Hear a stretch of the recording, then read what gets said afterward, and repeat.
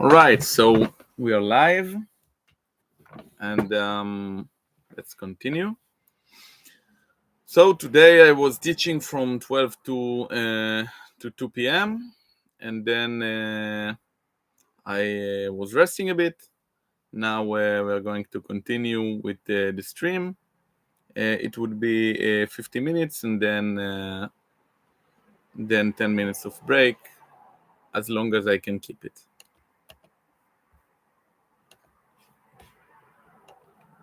I will share the screen.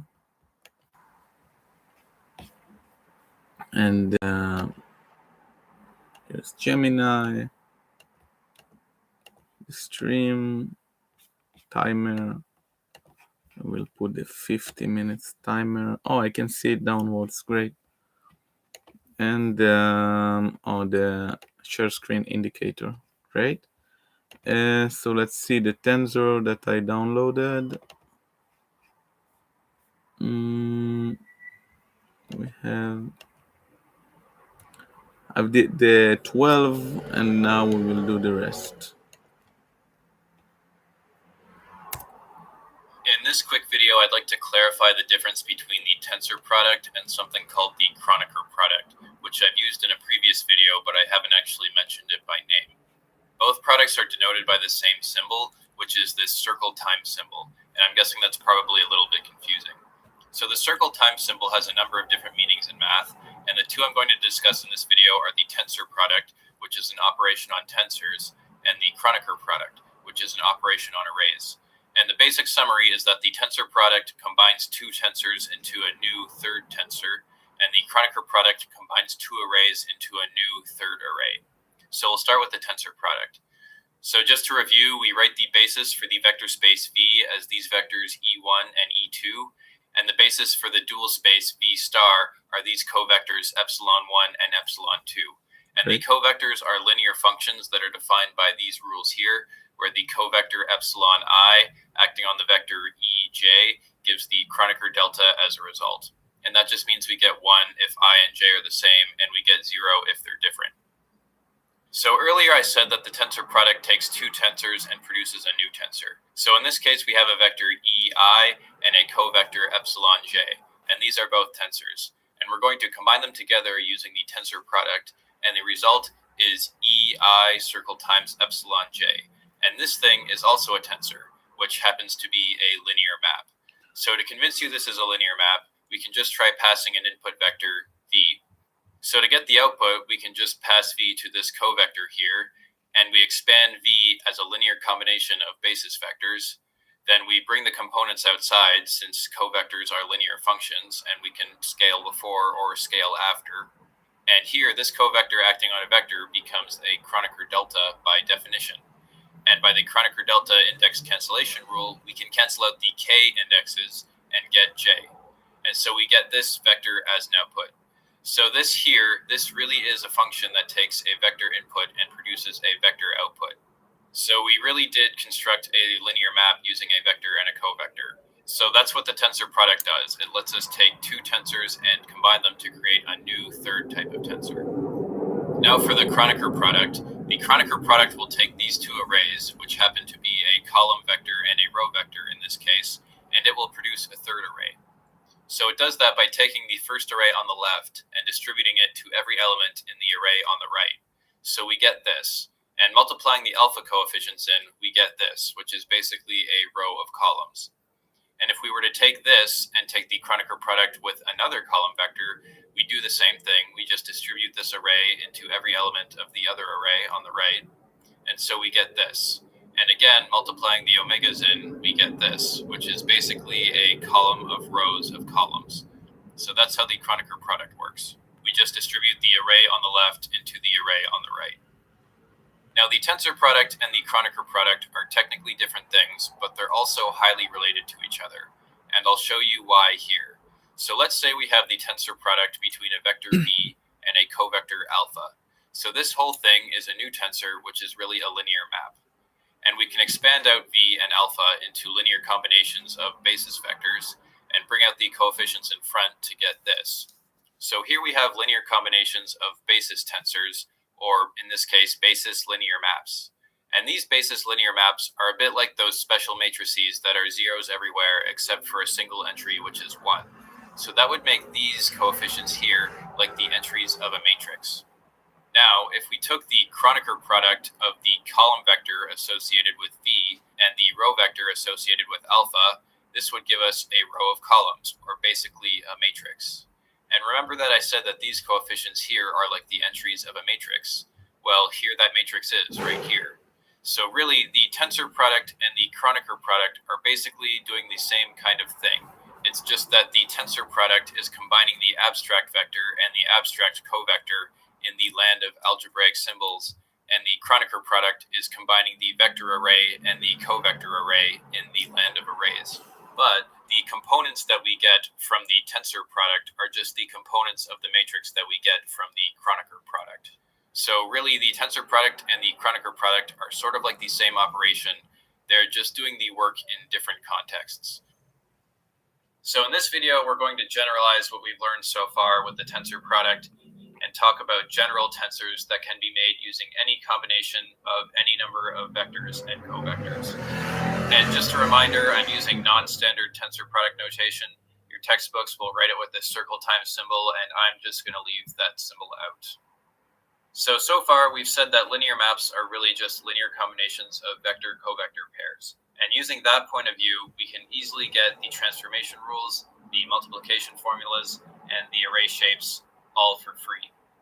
And we showed that we can do the same thing for bilinear forms. We said that bilinear forms are just linear combinations of covector-covector pairs. And again, this easily helps us get the transformation rules, the multiplication formulas, and the array shapes. So what I want to do now is introduce some tensors you've never seen before. So we have this tensor D, which you can see is made up of pairs of vectors. So it's a 2, 0 tensor. And also there's this tensor Q, which is made up of 1 vector part and 2 covector parts. So it's a 1, 2 tensor. So we have these new tensors, and I'm going to ask the same questions we've been asking all along. What are the coordinate transformation rules? What is the multiplication formula for the action of Q acting on the input D? And also, what are the array shapes? So the transformation rules are really easy. We just write the tensor out as a linear combination, and we look at our transformation rules for basis vectors and basis covectors. And so in this case, we use this rule twice to move to the new vector basis. So we get 2b for backward terms. We pull these out in front, and we're done. And the reverse transformation is just as easy. And again, we do the same thing with Q. It looks like we need this rule and this rule to move to the new vector basis and the new covector basis. So we get 1b and 2f's out of that, and we can pull these coefficients out in front, and we're done. And again, the reverse transform is just as easy. So transforming tensor components is really not that hard. As long as you have these transformation rules for basis vectors and covectors, you can just plug these transformations in and you're already done. Basically no work. Okay, so the next thing to figure out, what is the formula for Q acting on the input D? And this is actually a bit of a trick question because it turns out that there's no single way to get Q to act on D, and I'll show you what I mean. So let's take the example of a linear map L acting on a vector V. When we expand these out into their linear combinations, we can see that we only have 1 covector in L and only 1 vector in the input V. So there's only one possible thing that can happen. Epsilon j has to act on EK. And even if you look over here at the matrix and vector components, there's only one way we can do a summation over these, right? We have to sum over the lower index of L and the upper index of V. So when it comes to figuring out L of V, there's only one possible answer that we can come up with. Now, on the other hand, Q and D are larger tensors with more parts. And it turns out that when we ask the question, what is Q of D, there are many possible answers that we can come up with. And the reason for that is that there are many possible ways that we can pass these input vectors to these covectors. So one option is that we can sum over j and k like this. And that would involve passing the vectors to the covectors like this. And of course, we would get an AJ Kronecker delta and a BK Kronecker delta, and that would give us this formula for the coefficients here. Another way to do the summation would be like this. So notice I've switched k and j here, and that would involve passing the vectors like this. So we'd get a bj Kronecker delta and an ak Kronecker delta. This is yet another way. So here we're only doing one summation over k instead of two, and that would correspond to passing this one vector like this and leaving the other vector alone. Another way is to do the summation over j like this, and that would involve passing this one vector here and leaving the other vector alone. And you could probably come up with many more ways to do summations over the q and d tensor components. Anyway, the point I'm trying to make here is that as we make these tensors bigger and bigger with more and more covariant and contravariant parts, we end up with more and more ways to do the summations and more ways to compute functions. So writing this q of d here, that's kind of ambiguous. It doesn't tell us exactly what to do. To say what we really mean, we normally need to write things out in the Einstein notation like this. Okay, so the next thing to figure out is the array shapes. So with D, we have a tensor product between two vectors, and that's a bit like the Kronecker product between two column vectors. So let's look at the Kronecker product of two column vectors. I'm just going to pull these v and w column vectors out of thin air here so we can see what the array shape looks like. So what I do is I distribute this array on the left into each component of the array on the right, and I get this. And that's really just a column of columns. So D is a column of columns. Okay, and we're going to do the same thing with Q. So Q has one vector part and two covector parts. So we'll need to take the Kronecker product of a vector array and two covector arrays. And we just distribute this over the first Kronecker product, and we get that. And we again distribute this entire array on the left into all the entries on the right, and we get this. So the array for Q is a row of rows of columns. And some people like to think that since there are three parts in this tensor, they think that we should visualize this tensor array instead as a 3D cube like over here. But I don't like to do that because when we visualize it this way, we lose out on how many vector parts and how many covector parts there are. And we sort of lose information about what type of tensor this is. But when I write the tensor out like this as a row of rows of columns, I can still see by looking at this that this is a 1-2 tensor because there's one column aspect and two row aspects. Now, part of the reason why writing tensors as arrays is useful is because it gives us a completely mechanical way of carrying out the component multiplication using the standard row-column multiplication rule. For example, if I want to get this matrix, which is a row of columns, to act on this column vector, I just use the standard row-column multiplication rule, which is first times first plus second times second, and I get the correct column vector as a result. But unfortunately, for larger tensors like Q and D that have high type numbers, there are several possible multiplication rules, as we discussed earlier. And because of that, there's no easy way to do the array multiplication that's guaranteed to give us the answer that we want. There might be a way of doing it, but it's probably too hard to be very useful to us.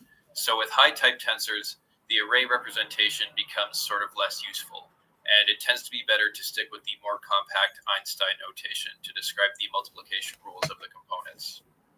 So really, with high type tensors, the abstract notation and the array notation have their limitations.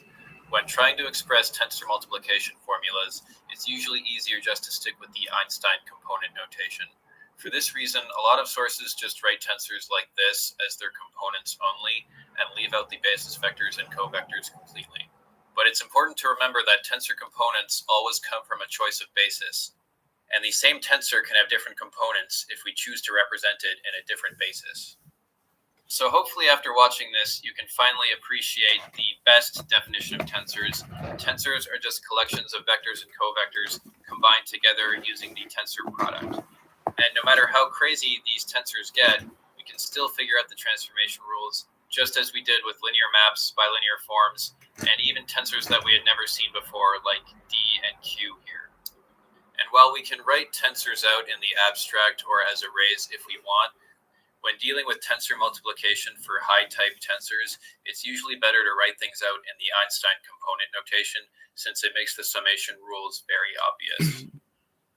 In the past few videos, I've talked about how the tensor product works and how it behaves, but I haven't really formally defined it. So in this video, I'm going to formally define what the tensor product is and also introduce the idea of tensor product spaces. Also, be warned that I'm using non-standard notation for the tensor product. Your textbooks will write it like this with the circle times symbol. I'm going to leave that symbol out and write the tensor product like this. So in previous videos, I've shown how combining a vector and a covector together using the tensor product can give us a linear map. And the coefficients of this linear map are really just the entries of an array given by the Kronecker product of the column vector representing the vector and the row vector representing the covector. We also showed that combining two covectors using the tensor product can give us a bilinear form whose coefficients are really just the entries of the array given by the Kronecker product of the two row vectors associated with these covectors. So in this video, we're finally going to properly define what the tensor product operation is. So recall, all of this tensor product stuff started off with the suggestion of doing array multiplication with a column on the left and a row on the right. Now consider what happens if we scale this by some number n. Well, that's the same thing as scaling the column by n or scaling the row by n. In both cases, we get the same result, which is this matrix up here. Likewise, when we have the tensor product between a vector and a covector that's scaled by some number n, we can either scale the vector by n or scale the covector n, and we'll get the same result. So all three of these things here are the same linear map. And if we wanted to, we could rewrite these array multiplications as Kronecker products and rewrite these tensor products using the circle times symbol. It's basically all the same thing. Now let's consider addition. So let's say we have two column row array multiplications that are added together where the column on the left is the same in both terms. Well, in this case, we can factor out the column and write things like this. Both of these will result in the same matrix. And likewise, if we have a sum of two tensor products where the tensor on the left is the same in both terms, we can just factor that out like this, and both of these would give the same linear map. Alternatively, if we have a sum like this, where the row is the same in both terms, we can factor out the row like this. And the same thing goes with the tensor product. We can factor out the tensor on the right to get this, and both of these would be the same linear map. Finally, with this case where we have two array terms that have nothing in common, there's basically no factoring we can do. So we could multiply all this out and do the addition to get a single array, but there's no way that we can take this expression and factor it into something simpler. And the same thing goes when we have a sum of tensor products. When the two terms have nothing in common, we can't simplify it at all. We just have to leave it as it is. And of course, we can rewrite the array multiplications as Kronecker products, and we can rewrite the tensor products with this circle times symbol notation. It's all the same thing. Okay, so what we've just done is we've come up with scaling and adding rules, and we can write them out either in this notation, which is the notation I use, or we can use the circle times notation that you'll find in textbooks. So basically what this scaling rule is saying is that when we have a bunch of tensors that are producted together like this, and we scale the entire collection of tensors by some number n, we can basically choose to move this n inside and scale any one of the tensors that we like. So we can choose A or B or C or D or E, but we can only choose to scale one of them. And if you wanted to use the notation with the circle times instead, we would write things like this. So we can move the n inside and scale any one of the 5 tensors that we like. And what the adding rules are saying is that when we have a sum of tensor products like this, whenever both terms have something in common on the left, we can factor it out. So in this case, we can factor out AB. And whenever both terms have something in common on the right, we can factor that out. So in this case, we can factor out DE. And if we were to write this using the circle times notation, we'd get this. So we can factor out A tensor B here. It means that we have a vector star. Now we know that we can make vector-covector pairs like V alpha or V beta or W alpha and any of these other examples, and we can add them and scale them using these rules that we just talked about here. So that means that these must be vectors in a vector space. So what vector space do they live in? And the answer is all of these live in the vector space V tensor V star. And you'll notice that we're using this circle times symbol here again. And this is actually a new use of the circle times symbol that we've never seen before. Because rather than combining vectors or tensors, we're combining vector spaces. So in total, we've come across 3 different uses of the circle times symbol. There's the Kronecker product, which combines 2 arrays into a new array. there is the tensor product of tensors, which combines two tensors into a new tensor. And now we have the tensor product of vector spaces, which combines two vector spaces into a new vector space. So the term tensor product can refer to two different things here. There's the tensor product of tensors, which I like to think of as the little tensor product because it combines individual tensors. But there's also the tensor product of vector spaces, which I like to think of as the big tensor product because it combines entire vector spaces together. All right, so we've discovered this new vector space by combining v and v star together, and the vectors in this vector space follow these scaling and adding rules up here. So we have this vector space v tensor v star. So what are the elements of this vector space? Well, the members of this vector space are 1-1 tensors, or basically vector-covector pairs and their linear combinations. So what can these tensors do?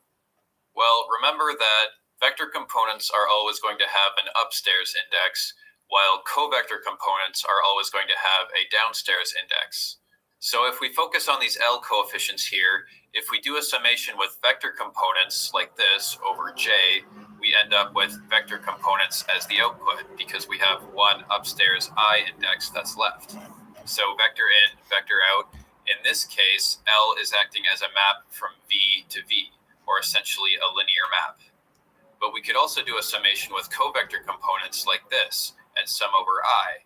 And our output would have J as the downstairs index, so we would basically end up with covector components as the output. So covector in, covector out, this is a map from V star to V star. Also, we could provide L with both vector components and covector components, and we could do two summations over I and J. And that would give us a scalar as the output, since there are no indexes left to sum over. So in this case, L can be viewed as a function from a pair of vectors and covectors to scalars. And finally, we could do the same thing, but reverse the order of the inputs. And in this case, L is a function from a covector-vector pair to scalars. So the elements of this vector space V tensor V star can be interpreted as any of these things, depending on the number and the type of inputs that we give it. So all of these are 1-1 tensors, and all of them are members of the vector space V tensor V star. So let's consider something else. We have these same old rules for the tensor product, but what if we use the tensor product to combine two covectors together? So covectors like alpha, beta, and the epsilons live in V star. So when we have covector-covector pairs like alpha, beta, or epsilon 1, epsilon 2, it turns out that they all live in the vector space V star tensor V star. So elements of V star tensor V star are 0-2 tensors, which are covector-covector pairs and their linear combinations. And we know already if we take these B components and do two summations with two sets of vector components like this, then we end up with a scalar. And this, of course, is a bilinear form, which takes a pair of vectors and outputs a scalar. But we could also do a single summation over I with one set of vector components, and we'd be left with the index J downstairs, so the output would be a set of covector components. So in this case, B is a map from vectors to covectors, or a map from V to V star. Also, we could instead choose to do a summation with vector components over the J index, and then we'd end up with covector components with the I index on the bottom. And so this would be another map from V to V star, but it would be a different map than this one up here because we're doing the summation differently.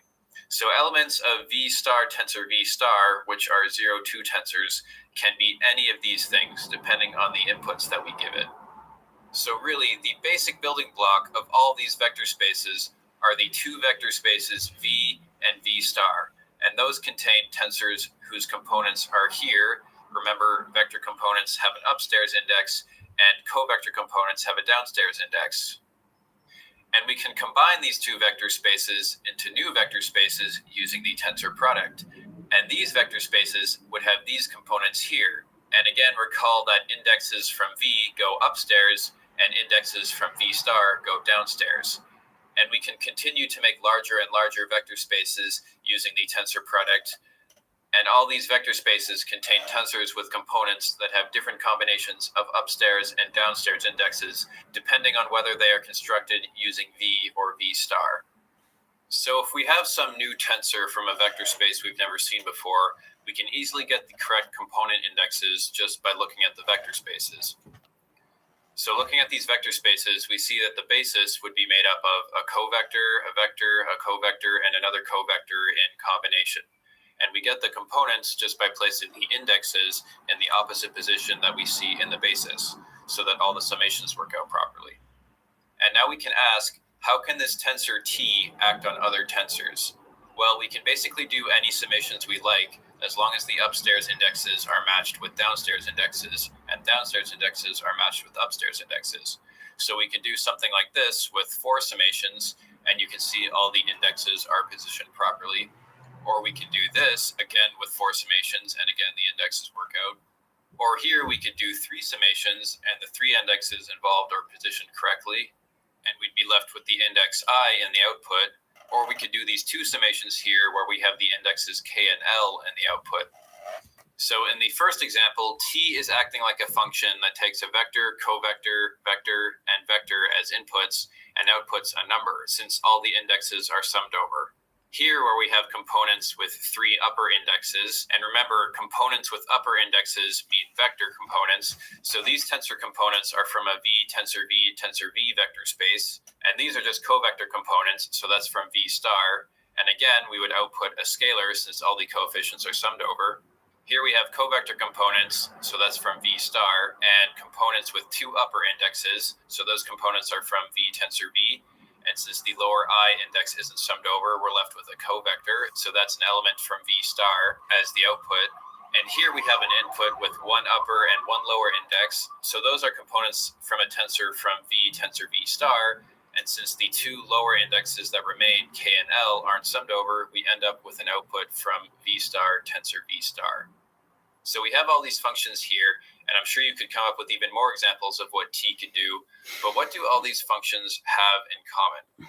Well, let's take a look at this function here. It has 4 inputs, and we're going to take all the inputs except one and make them constant, so it's like they're fixed in stone and they'll never change. Notice that if we scale the input W, we can just bring the scaling coefficient outside, so basically we can either scale the input before or scale the output after.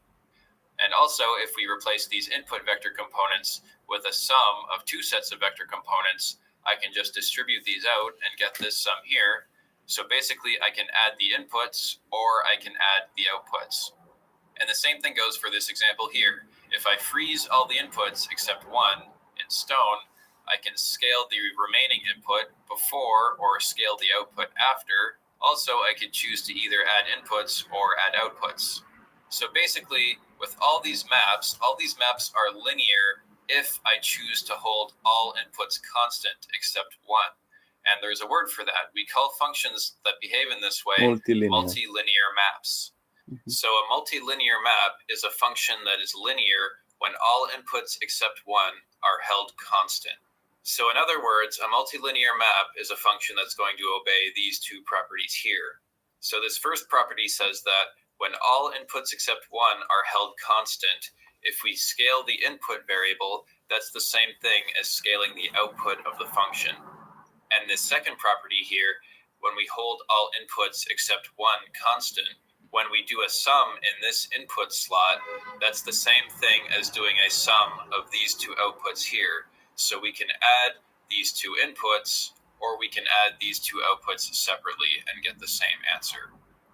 And just to be clear, these properties need to be true for all the input slots. So it doesn't matter which inputs we hold as constant and which input we allow to vary. These properties have to be true for all inputs. Another way of saying that is that multilinear functions are linear in each input variable. So saying that tensors are multilinear maps, we're just saying that tensors, when they're used as functions, they obey these 2 multilinearity properties here. So to summarize what we learned in this video, we learned the formal definition of the tensor product, which was a way of combining tensors that obeys these scaling and adding rules. We also learned that the tensors we get from the tensor product form new vector spaces, which are denoted using the tensor product of vector spaces like this. And finally, we learned that all tensors are multilinear maps, which means that they are functions that take some number of inputs, and they are linear in each input variable, while all other inputs are held constant. In this video, we're going to talk about raising and lowering tensor indexes. And just a reminder, I'm using non-standard tensor product notation in this video. Your textbooks will write the tensor product like this. I'm going to write it like this. So at this point, we're pretty familiar with the vector spaces V and V star. V is where vectors live, and V star is the dual space where the corresponding covectors live. So one question we can ask is there any way that we can create a correspondence between the vectors of V and the covectors of V star? In other words, is there any meaningful way that we can take a vector in V and find its partner in V star? Well, one way we could create a correspondence would be to take the basis vector EI in V and pair it up with the basis covector epsilon I in V star. So right off the bat, we're able to assign covector partners for all the basis vectors. So this works in 2 dimensions, as you can see here, but it also works no matter what the dimension of the space is. And if we want to find the covector partner of any arbitrary vector V, we can expand it as a linear combination of basis vectors, turn the basis vectors into basis covectors, and we can say that the covector, which is equal to this linear combination, is that vector's partner in V star. So this seems nice at first, but there's actually a problem with this approach. And to see why, let's consider a change of basis. So let's say we change to a new basis by multiplying all the old basis vectors by 2. So we have our old basis, and we're basically making all the vectors twice as big to get to the new basis. And this is essentially using a forward transform where we have 2's along the diagonal and 0's everywhere else.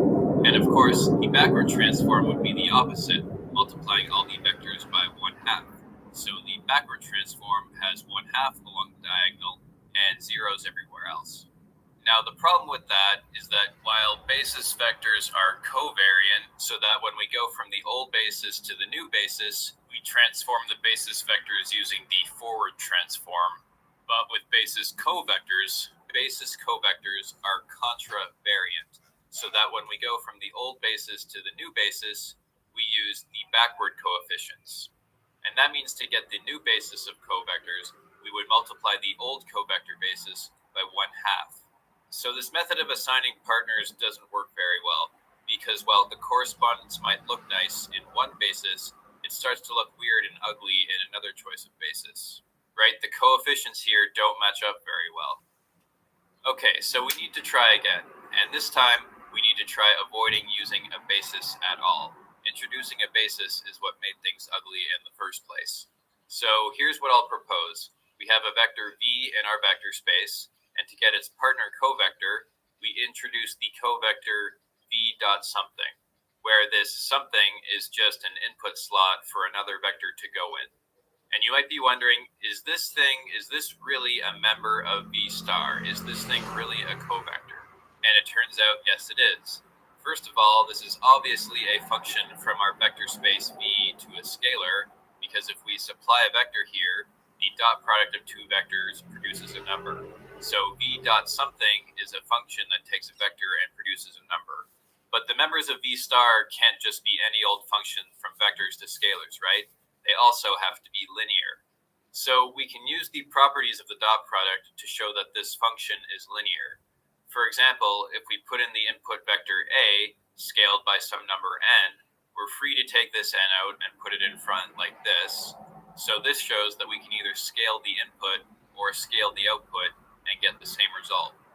Also, if we have a sum of vectors in the input, the dot product is distributive, so we can distribute this V over the dot product and get this sum here. So basically, we can add the inputs or add the outputs. So we've proven these 2 properties here, so this means that the function V dot something is linear. And that means that it really is a member of V star. So V dot something really is a covector. It's a function from vectors to scalars, and it also obeys linearity rules where we can add or scale the inputs or add or scale the outputs, just like we would expect with normal covectors. So the first correspondence that we came up with was kind of ugly. The vector-covector partners might look nice in one basis, but a change of basis makes things ugly because growing the vectors causes the covectors to shrink. And this breaks the rule of establishing partners by replacing basis vectors with basis covectors. On the other hand, this new correspondence that we came up with, where we partner the vector v with the covector v dot something, doesn't depend on a basis at all, and so we don't run into any problems when we change basis. Moreover, when we scale the vector by 2, we also scale its covector partner by 2, so the vectors and their covector partners will always grow and shrink by the same amount. Okay, so if v dot something really lives in the vector space v star, that means that we should be able to build it out of basis covectors, right? So what are the components of v dot something? What are the x coefficients here that we can use to build it as a linear combination of the epsilon covectors? So to figure that out, recall that the result of the dot product of vectors v and w is given by passing the vectors to the metric tensor g. And remember, to compute the output of this, what we do is we just expand the metric tensor and both vectors as linear combinations. And now we're going to pass these vectors to these covectors like this. And it actually doesn't matter what order we pass them in. We could do it this way, or we could do it the other way.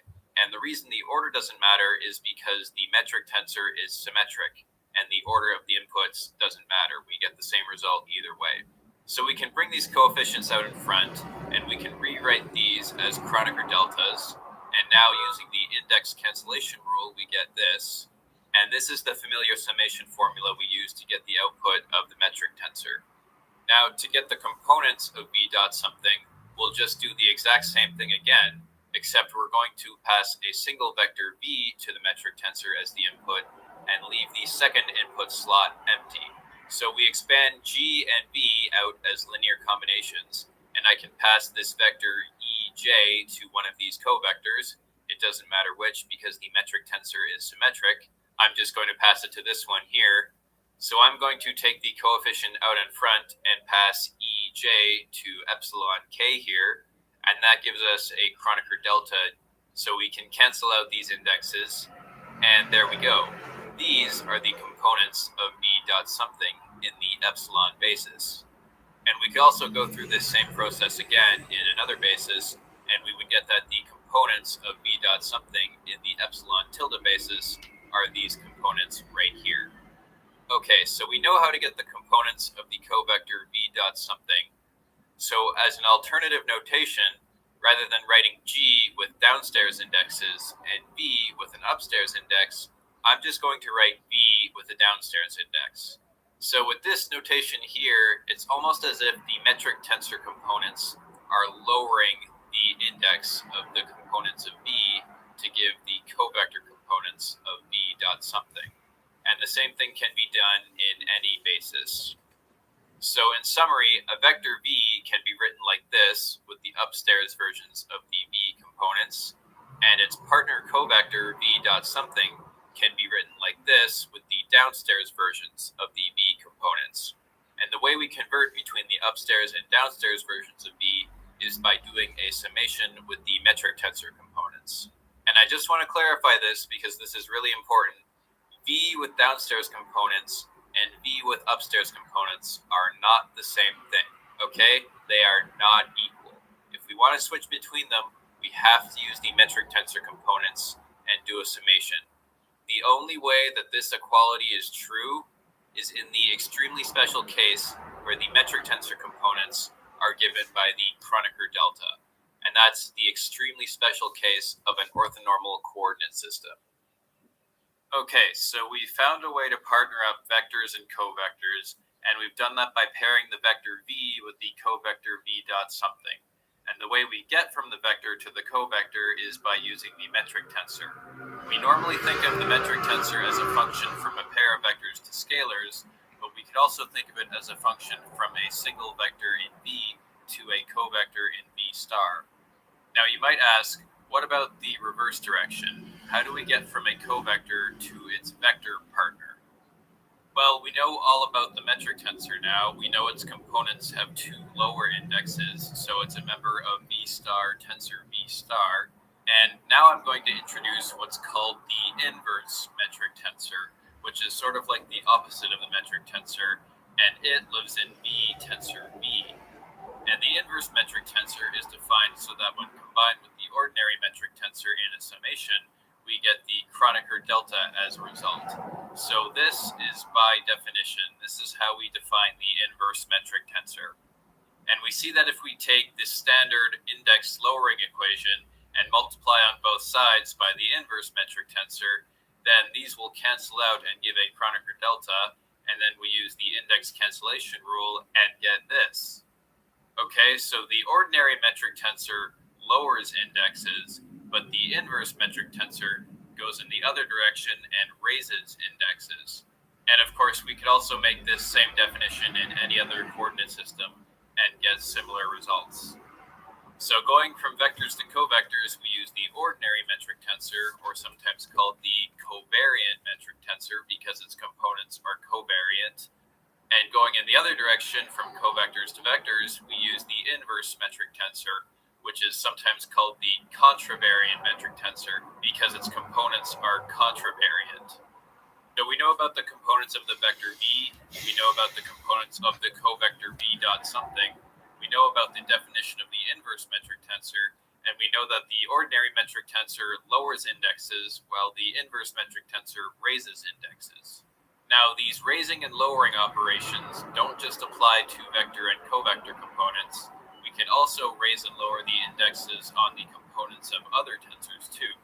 So take this tensor Q, which is a member of V tensor V star, which has these components here. And if we multiply by the inverse metric tensor and sum over J like this, then we can raise the index upward, and we get this new tensor Q prime, which is a member of V tensor V star. Notice how this V star up here in the middle has been changed to a V down here. And that corresponds with the raising of the middle index. And likewise with the tensor D, which is a member of V tensor V, we can take these components and use the ordinary metric tensor to lower the A indexes, and we get the components of a new tensor D prime, which is a member of V star tensor V. So it turns out that raising and lowering indexes can be done on the components of any tensor. So all these vector spaces on this slide can be traveled between using the ordinary metric tensor to lower indexes, which means we travel in the direction of the blue arrow, or we can use the inverse metric tensor to raise indexes, which here corresponds to going in the direction of the red arrow. The last thing I'm going to mention is an alternate notation for converting between vector and covector partners. So we know that this covector v dot something is also equal to the metric tensor with just one input slot filled with the vector v. And an alternative notation for writing this covector is like this, v flat, where the symbol for this flat operator is the flat symbol you might recognize from music. So the upstairs v components are the components of the vector v, but the downstairs v components are the components of the covector v flat. So the flat operator basically lowers the indexes, and that makes sense because the flat symbol in music will lower the pitch of a note by 1/2 step, like we have here from B to B flat. B flat gives it a lower pitch. Also, if you think about it, the flat operator is transforming a vector arrow, which is kind of pointy, into a covector stack, which is nice and flat. So you can think of this as flattening the pointy arrow into a flat stack.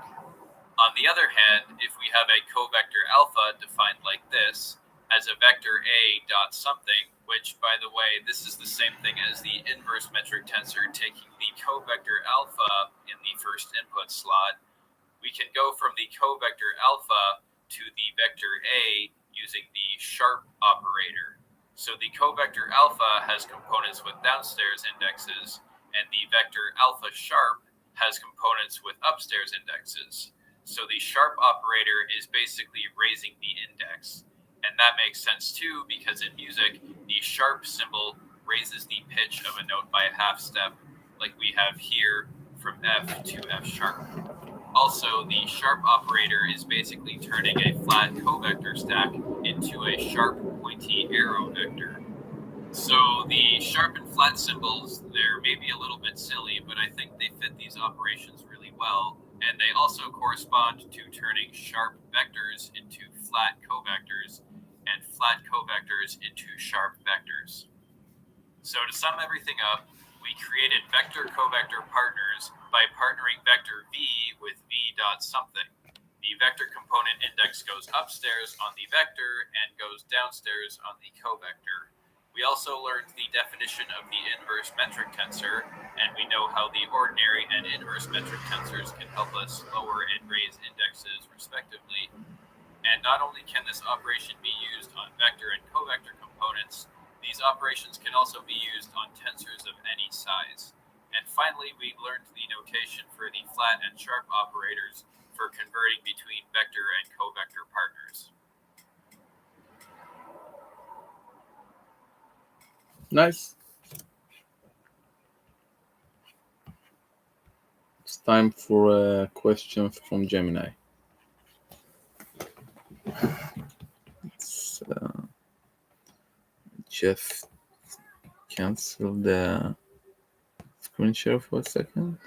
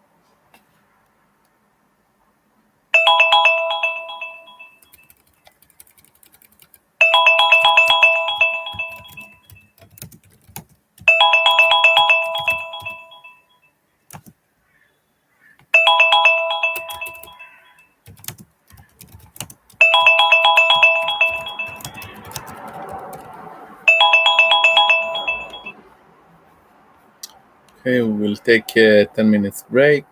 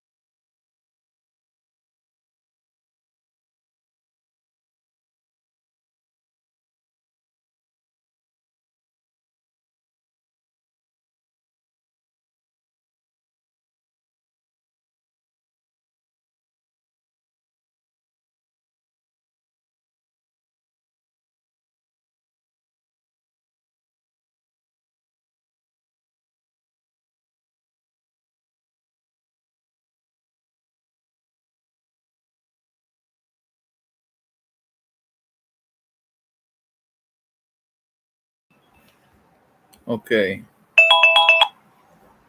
so look at the next 50 minutes and let's continue. I'm with Gemini as of now, understanding the tensors. Um, let's share screen.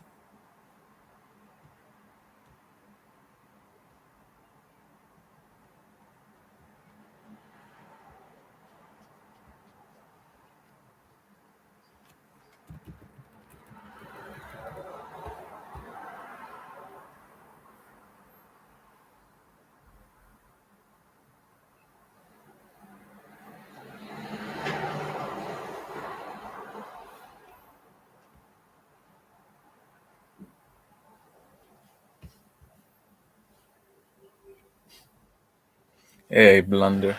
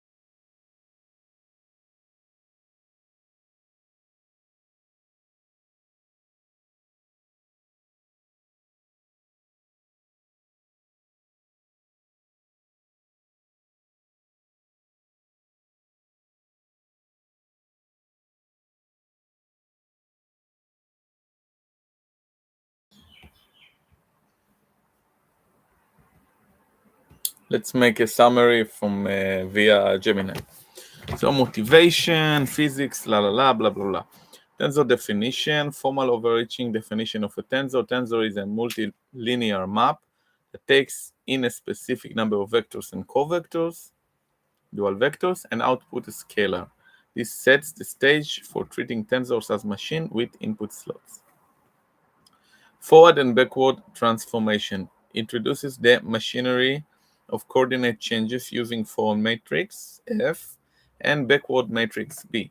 F maps the old basis vectors to the new one, while B is its inverse, mapping the new to old. Everything in tensor analysis hinges on how objects interact with F and B. Vector definition moves beyond the idea of vectors as just arrows. Vector is rigorously defined as a geometric object whose numerical components transform using the backward matrix when the basis itself is transformed using the forward matrix. So the transformation of the coordinates and transformation of the vector. Vector transformation rules solidifies the concept of contravariance. Vectors are type 1-0 tensors because the components change inversely to the basis. They are called contravariant. Okay. Contra against, variant change. What are the covectors? They are the dual vectors. If a vector is an arrow, a covector is geometrically visualized as stack of parallel oriented level sets, hyperplanes. Algebraically, a covector is a linear map that eats a single vector and spits out a scalar. How many level sets the vector pierces? Covector components. This is the mechanics of calculating covector components. It explores how density of the level sets corresponding to the magnitude of covector. Denser lines means a larger covector, which yields a larger scalar when evaluated on a given vector. Okay. Covector transformation rules proves that covectors are covariant objects. Unlike vector components, covector components transform using the forward matrix, exactly identically to how the basis vectors transform. So the coordinates of the covector using the forward matrix. Linear maps, introducing linear transformation of type 1-1 tensors.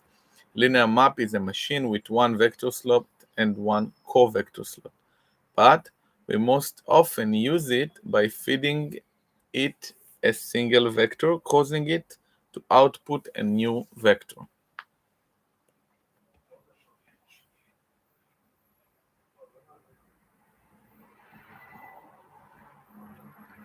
Linear maps transformation rules derives the transformation rules for linear maps because they take the contravariant vector to another contravariant vector, change their basis while applying both for forward and backward matrices. Oh, so it's like in a new base and in an old base. So T new equals backward times T old times F forward. Nice. The metric tensor introduces the metric tensor, purely symmetric type. It's a 0-2 tensor, which is also purely symmetric. It is the geometric ruler of the space, acting as a machine that takes in two vectors and output their inner dot product, allows us to measure lengths and angles regarding of the coordinate system. So we are not dependent on the coordinates. Bilinear form generalizes the concept of metric tensor. It takes two vectors and outputs scalar linearly in both sides. So it's like if we take the second one and freeze it, and the first one is like a linear, it's like a covector, it's linear, the result. And also for the if we freeze the first one and go for the second one. While the metric tensor is specific symmetric bilinear form, they can also be antisymmetric or have no symmetry at all. Linear maps are vector-covector pairs. Okay, this is the tensor product. Demonstrate that basis for type 1-1 linear maps is constructed by taking a tensor product of a basis vector and a basis covector. So we've seen it by picking the matrix into picking the 2 by 2 matrix to 4 basis matrices. So it was kind of fun. Bilinear forms are covector pairs. Apply the same logic to the type 0-2 tensors. The basis for bilinear forms, like the metric tensor, is built by tensoring two basis covectors together. Tensor product versus Kronecker product. So we've seen something like array of arrays, row of columns of rows. This is the Kronecker product. And we can also find it in the tensor product as more abstract form. Tensors are general vector-covector combinations. This is the grand synthesis. Victor demonstrated that any tensor of type Rs is simply a multilinear combination built from tensoring R basis vectors and S basis covectors. Tensor product spaces takes a step back to look at algebraic spaces and the object lives in. Formally defines a vector space of tensor as the tensor product of copies of the base vector spaces and its dual space. So if we looked at all the 2-0 tensors, it would be like from tensors that live in V cross tensor cross V. And for example, of 1-1, it would be for V tensor cross the dual of V. Raising and lowering indexes. We've seen it in with the metric tensor used to lower an index, converting a vector into a dual vector, and inverse matrix raises an index, converting a covector back to a vector. Nice, cool. Now questions.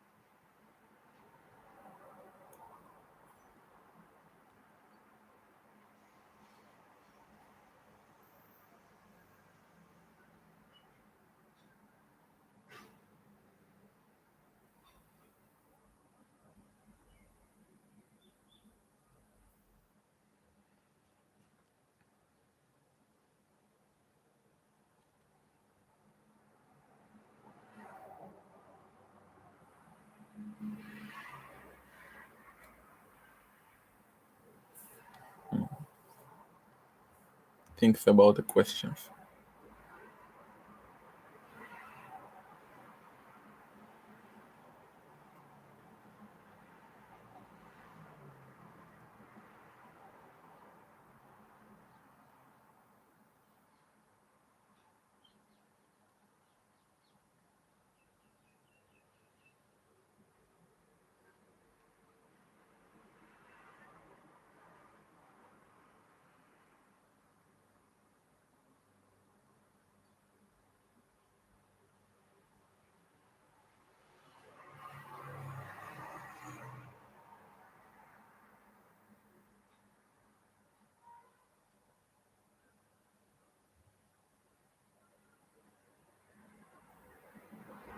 Oh, the 10 questions already.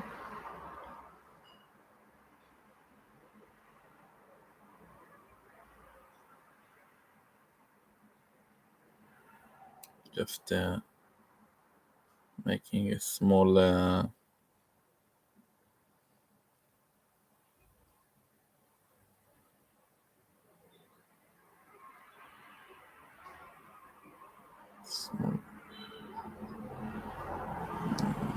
okay, the phone. Geometrically, how is a covector dual vector best visualized?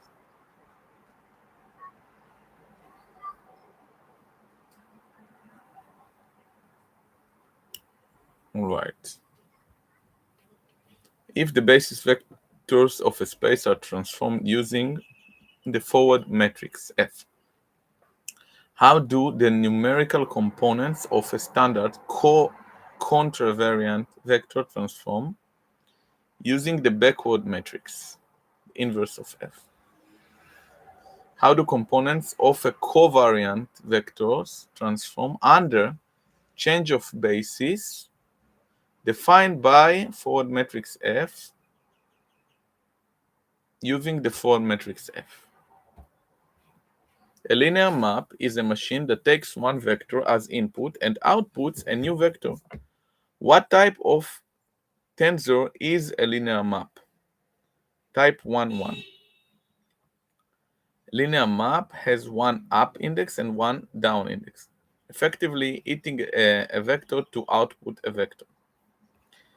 The metric tensor Gij allows us to measure lengths and angles. What are its fundamental tensor type and symmetry proportions? He is 0, 2, and symmetric because it outputs a number.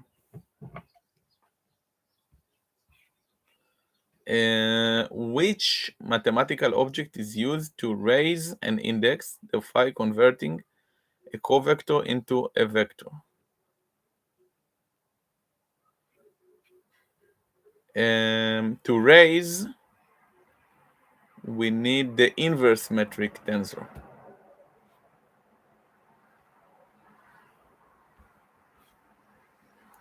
If you take the tensor product of vector v and a covector alpha, what kind of object is formed? A linear map.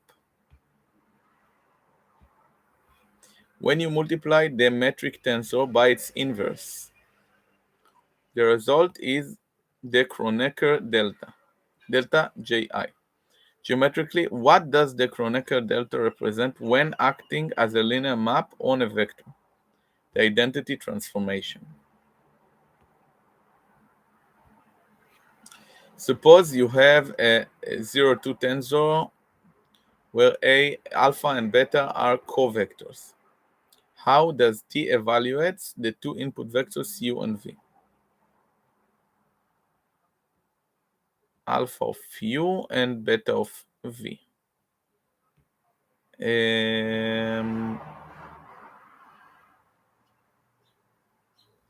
It's like a multiplication. Yeah.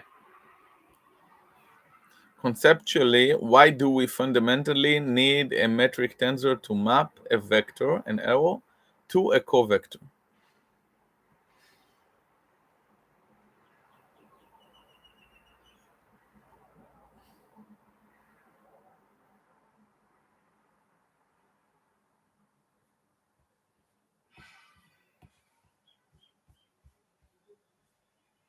Why do we fundamentally need a metric tensor to map a vector to a covector?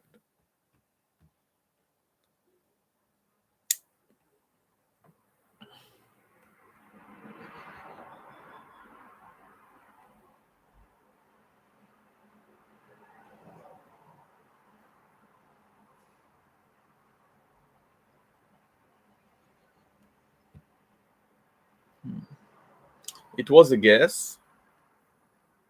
Vectors and covectors live in dual spaces. You need a geometric ruler of the metric tensor to bridge the gap and relates them. Okay. So if one is this exam, I want another one.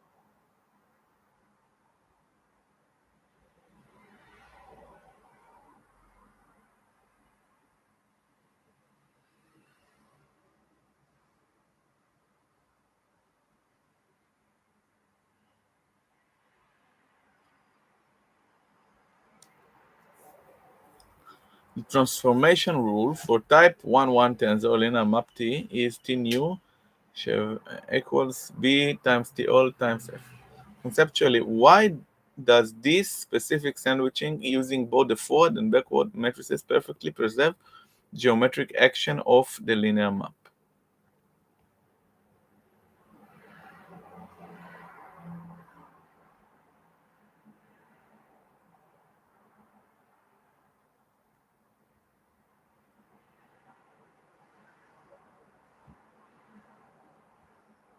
This one.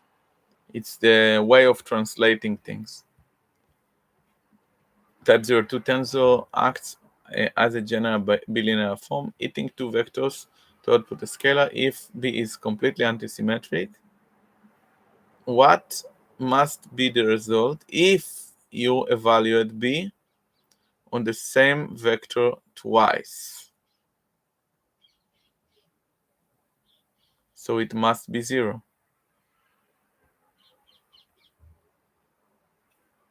Suppose you are working in a 4-dimensional vector space, V, like spacetime. How many independent numerical components are required to completely specify a general unrestricted type 02 tensor?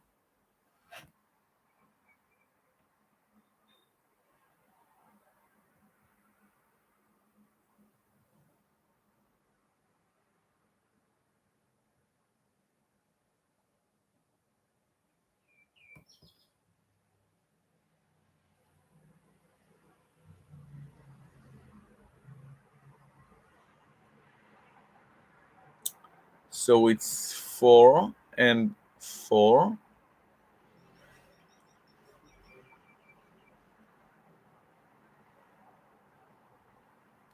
by linear.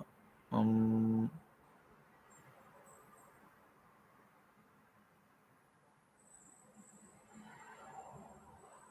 think it would be 8, but it's a guess.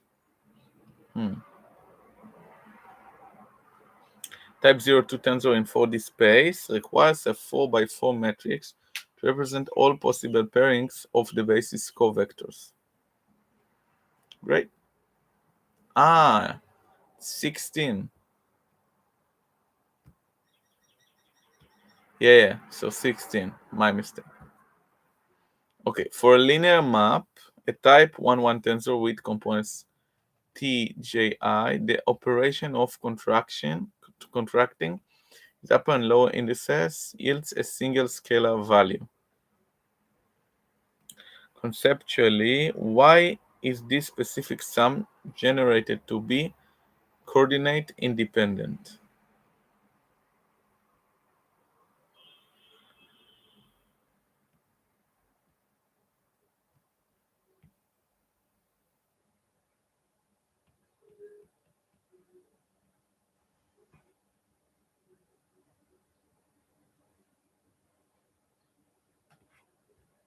this one.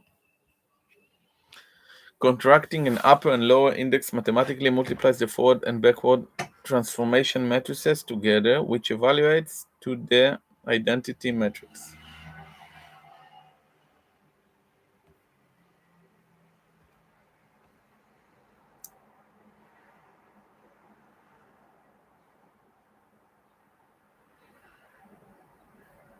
Suppose you have a covector alpha whose level sets are extremely density packed together. If you use the inverse metric tensor Gij to raise its index and find the corresponding vector v, the sharp operation, what will logically be true about the geometric error v?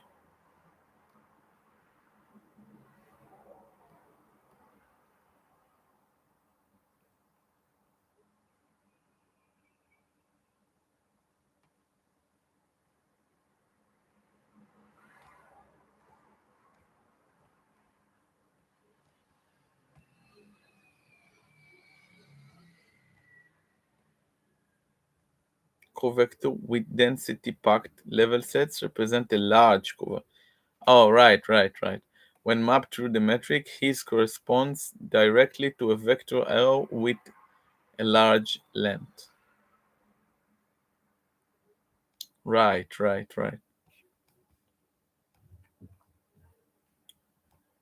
Yeah. It is common beginner mistake to confuse the metric tensor with the Kronecker delta. In a general non-orthogonal coordinate system, why must the matrix representing Gij differ from the identity matrix?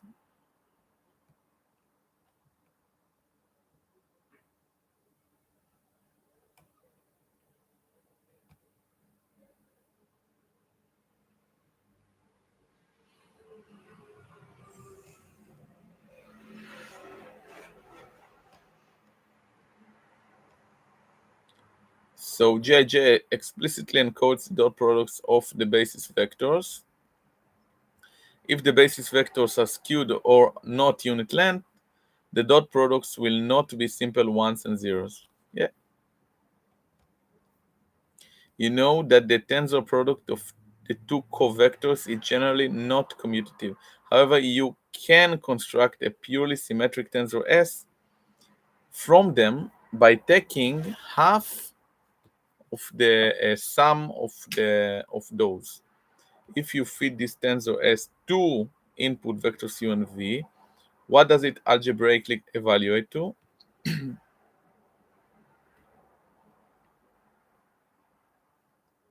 AU, BU, BV, AV. Yeah, this one.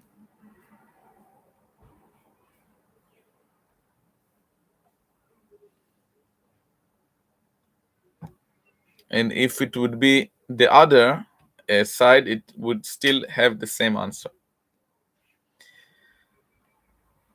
A tensor equation is written entirely in components. For example, AI equals Bijcj. Why is this component level mathematical statement guaranteed to remain true regardless of which basis you choose to evaluate the components in? Because components AI, Bij, Cj are invariant scalar that never change where the basis changes. Both sides of the equation represent the components of the exact same geometric object. When the basis changes, the exact vector matrix is applied to both sides. Index contraction mathematically forces all transformation metrics to evaluate to zero. Those equations in tensor analysis are defined strictly. No, it's this one. Usually the larger answer is the correct one, which is interesting. Because both sides of the equation represent the components of the exact same geometric object, a type 1, 0 vector. When the basis changes, the exact same backward matrix is applied to both sides. Geometrically, the dual space consists of all possible covectors. What defines the zero vectors in this dual space.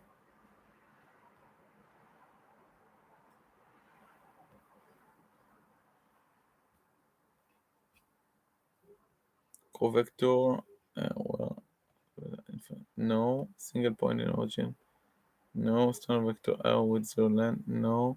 Trivial linear map that assigns the scalar value 0 to every possible vector in V. It's the other one.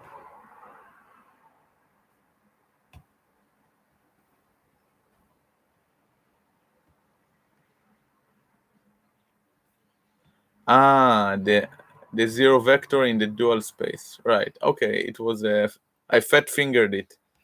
It was a mistake. Consider a general type 1-2 tensor based strictly on the rigorous definition of tensors as multivariable multilinear machines. What does this specific tensor natively eats as input, and what its final output? Okay, so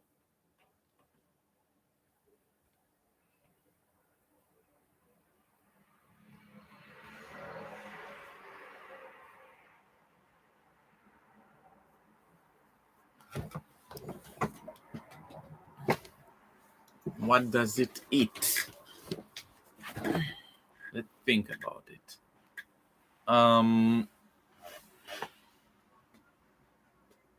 So if a linear transformation is eating a vector and outputting a vector, 1, 1, and bilinear form is 0, 2, eating 2. So this one eat 2 vectors and output 1 vector or 1 covector. This one. No, it's 1 covectors and 2 vectors to output a single scalar. Oh, right. It eats 1 covector and 2 vectors to output a single scalar. All right. So let's make a retest.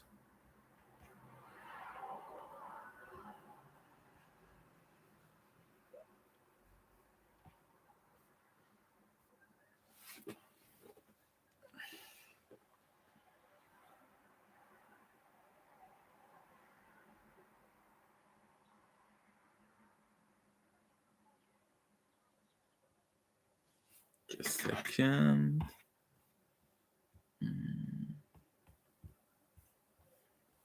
Just take it.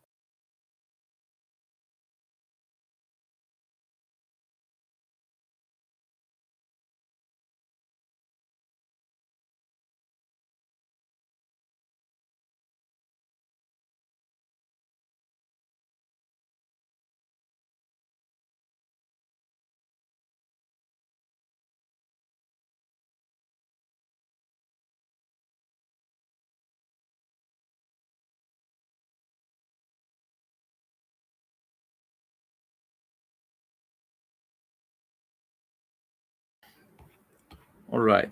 We have 4 more minutes to get better.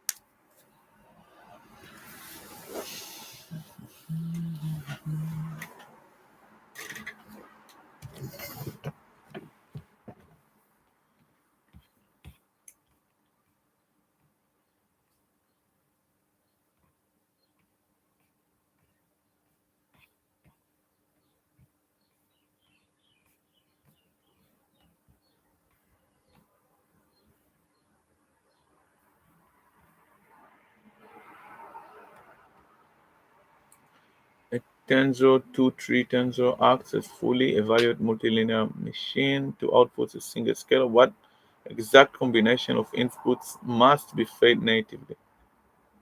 2 covectors and 3 vectors. Wait.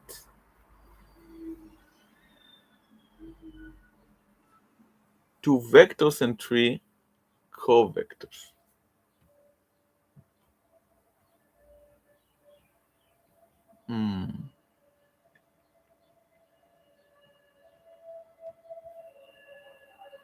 Okay. Suppose you're working in a standard three-dimensional spatial coordinate system. You construct a general type 1-2 tensor. How many independent numerical components are required to completely specify this tensor? We are three-dimensional, and each one of the vectors have 3 components, and 3 times 3 is 27. In dual space, you add a covector beta and its exact negative minus beta to create a new covector alpha. Geometrically, what does this zero covector alpha looks like?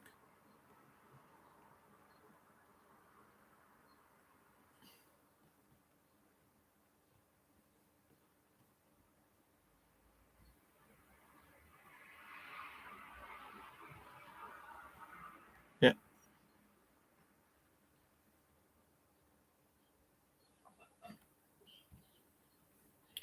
You are analyzing a contravariant vector v that has extremely small non-zero magnitude. If you use the metric tensor Gij to lower its index, flat operation, to find its corresponding covariant dual alpha, what does it true about the geometric level sets of alpha? Metric cannot operate on vectors small, they will be extremely dense, will be widely spaced apart. This one. Okay, I will finish this exam and then consider a complex tensor contraction. What is the overall type of the resulting tensor, and how many inputs does it natively eat to evaluate the scalar?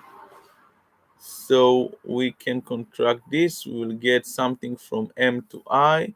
Type 1, 1, it eats one vector and one covector. Yeah. A linear map, L, type 1, 1 tensor, is a machine with one vector slot and one covector slot. While we usually feed it a vector to output a new vector, what happens mathematically if you instead feed it a single, just a single covector alpha?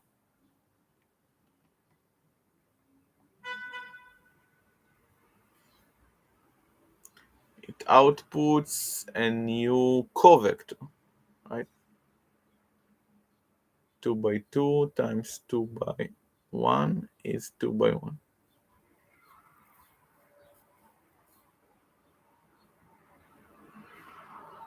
Let Gij be the metric tensor and the G inverse Ij be its inverse. If you contract them together in an n-dimensional vector space, what is the resulting scalar value?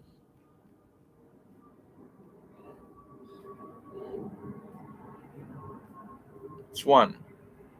No, it's n.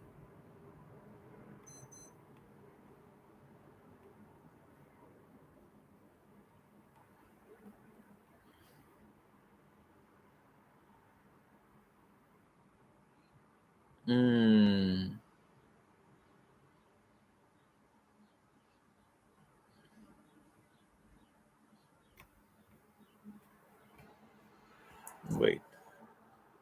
Jij version of the single element, but index notation implies summation over all dimensions.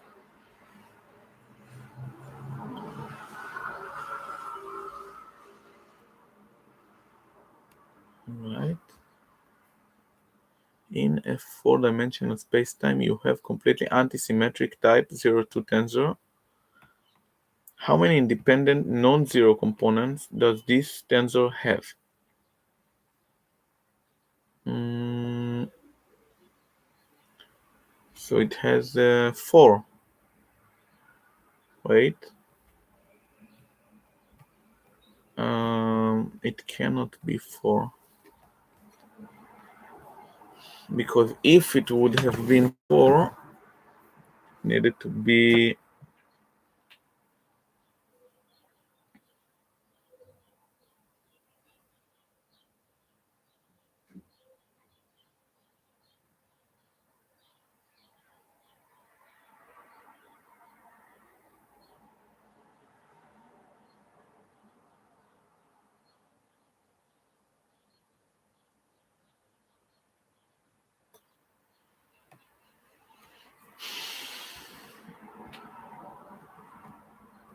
see a hint.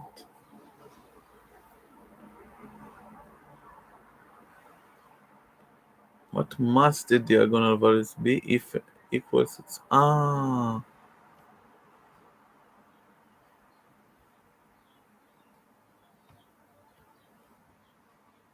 non-zero components.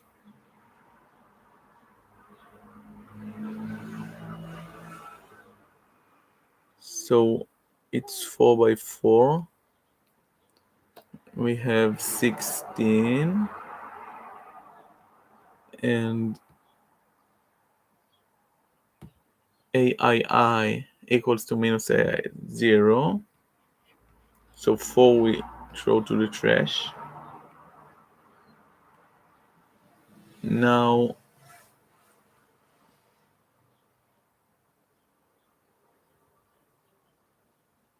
independent, it's half of them because the other one is minus.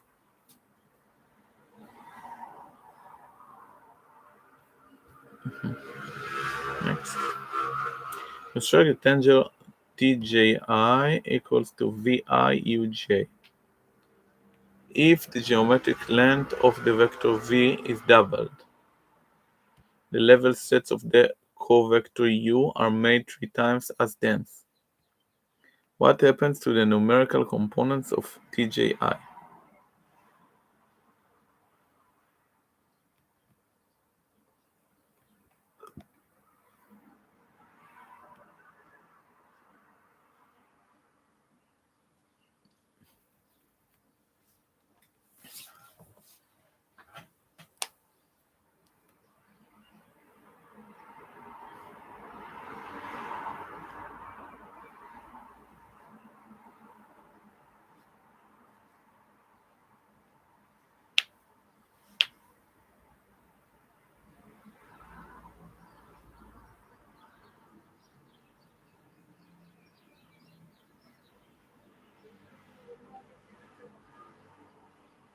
The geometric level of the vector V is doubled.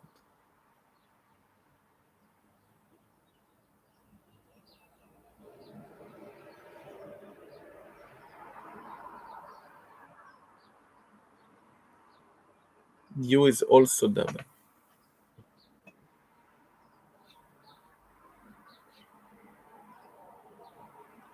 If V is doubled by geometric length of V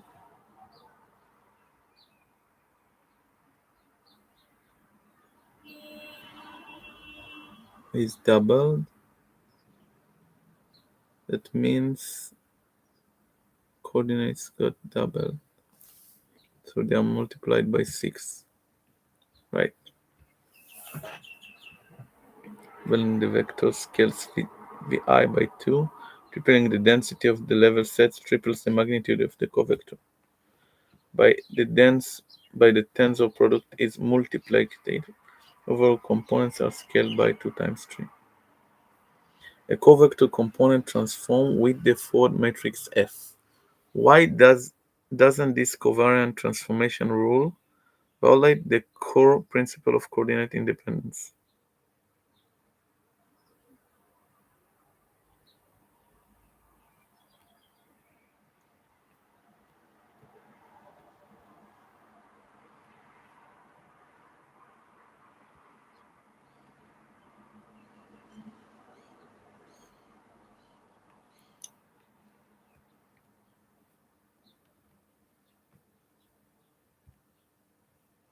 basis covectors transform with backward matrix B, perfectly cancelling the change of the components. Okay, give me one more test.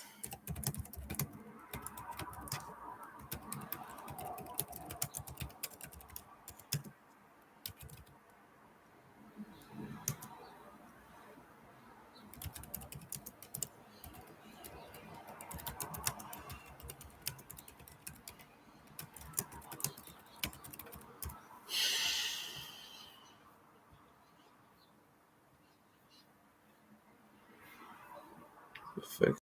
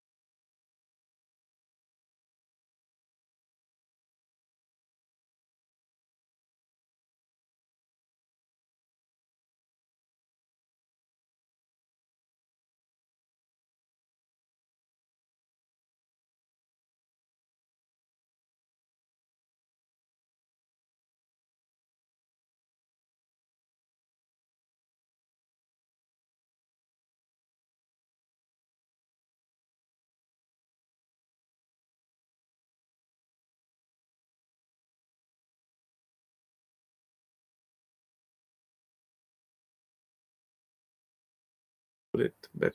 Yeah. Sorry, I didn't open the mic.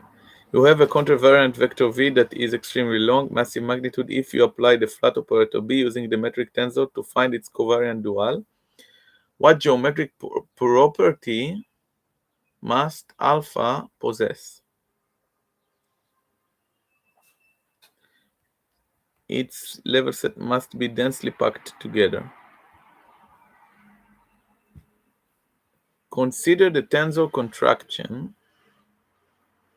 Aij KBKLM. What is the overall type rank of the resulting new tensor? So it's type 2, 2.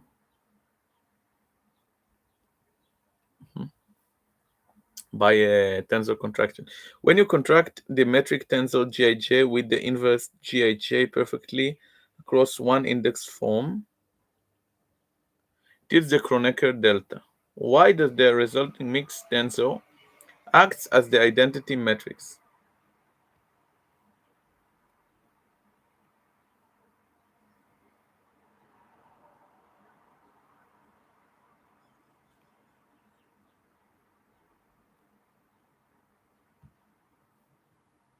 And multiplying any matrix by its inverse yields the identity matrix, and delta of Kronecker from J to I is the index notation representing of the identity map. You have a symmetric type 02 tensor in a three-dimensional space. How many independent components are needed to define it? So because it's symmetric, so in general it's 9, but we can say goodbye to 3. So 6 components. If you construct a type 03 tensor using the tensor product of 3 covectors, what is the result of evaluating TUVW, alpha U, BV, and gamma W? Yes. In calculus, the gradient of a scalar function fxyz is naturally a covector, not a standard vector. Conceptually, why does this assign perfectly with the geometry of covectors?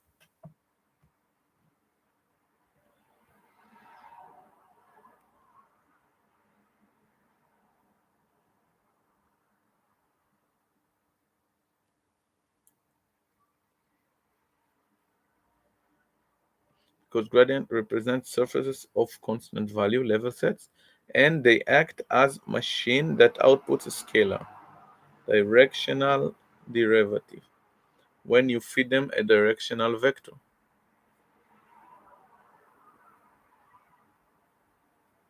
Gradient fundamentally maps out the topographical contour lines level sets of a function. When it eats a directional arrow, it tells you how many contour lines that arrow crosses, exactly matching the definition of covector. Look at the fundamental operation of lowering an index. In terms of forward F and backwards B transformation matrices, Y is the resulting object Vi mathematically guaranteed to transform covariantly, because both Jij and Vj transform with the forward matrix, so product must transform with forward matrix.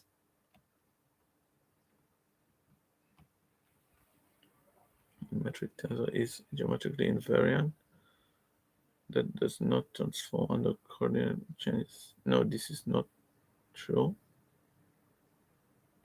The metric Jj transform with two F matrices and the vector Vj transform with one B.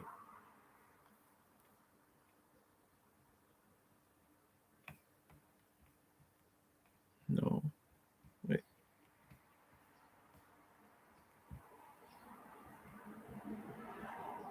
Lowering.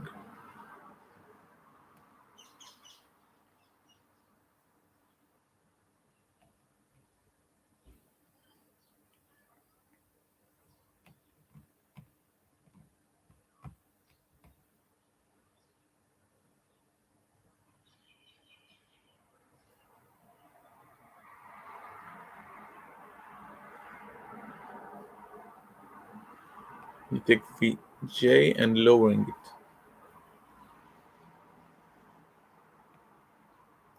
Contraction multiplies one F and one B, yield the identity leaving exactly one F matrix behind. Yeah. All right.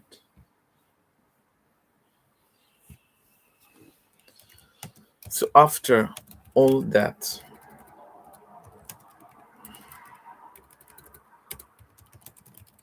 what is a tensor?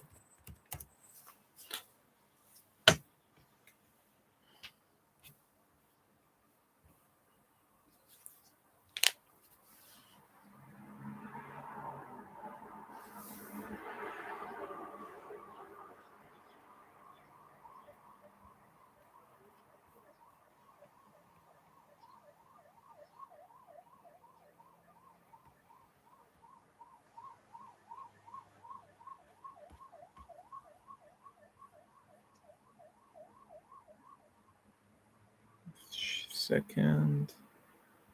We'll cancel this for a minute. Let's continue.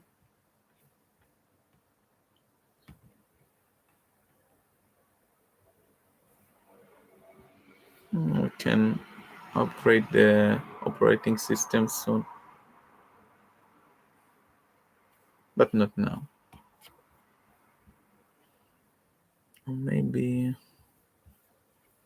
we can take a big break now, so it can be appropriate. But I don't want to restart.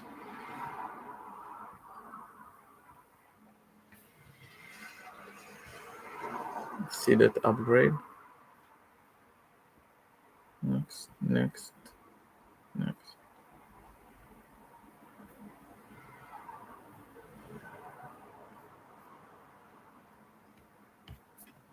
Stand the risk. La, la, la.